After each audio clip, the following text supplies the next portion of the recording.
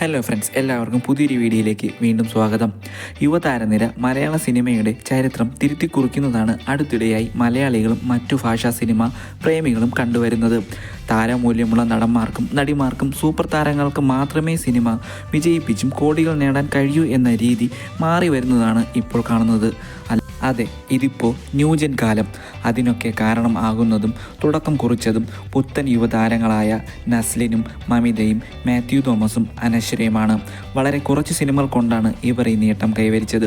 എത്ര വലിയ താരങ്ങളുണ്ടെങ്കിലും ഹിറ്റുകളുടെ പിൻബലമുണ്ടെങ്കിൽ ഇൻഡസ്ട്രിയിലെ നിലനിൽപ്പിന് പ്രായം ഒരു പ്രശ്നമല്ലെന്നും ഇവർ തെളിയിക്കുകയാണ്.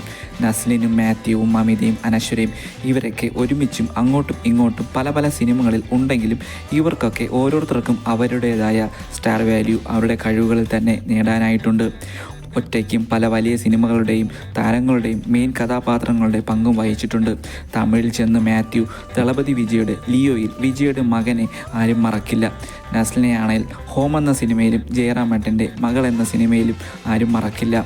ജൂനിയർ ആർട്ടിസ്റ്റായി വന്ന് നസ്ലിൻ തണ്ണീർമത്തൻ വഴി സ്ഥാനം ഉറപ്പിച്ചു. അതുപോലെ തന്നെ മമിത ബൈജുവും അനശ്വരയും ആരെയും മറക്കില്ല. മോഹൻലാലിൻ്റെ ചിത്രമായ നേര് എന്ന സിനിമയിലെ വളരെ പക്വതയുള്ള അനശ്വരയുടെ കഥാപാത്രവും ആരും മറക്കില്ല.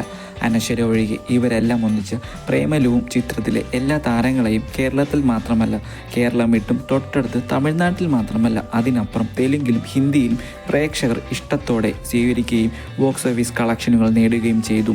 സൂപ്പർ താരങ്ങളോ വലിയ ക്യാൻവാസോ ഒന്നും അതിനും വേണ്ടി വന്നില്ല. മലയാള സിനിമയ്ക്ക് ഇവർ ഉണ്ടാക്കിയെടുത്ത പേരും പ്രശസ്തിയും മലയാളത്തിലെ മറ്റു പല സിനിമകൾക്കും ഒരു മുതൽക്കൂട്ടായി മാറുകയായിരുന്നു.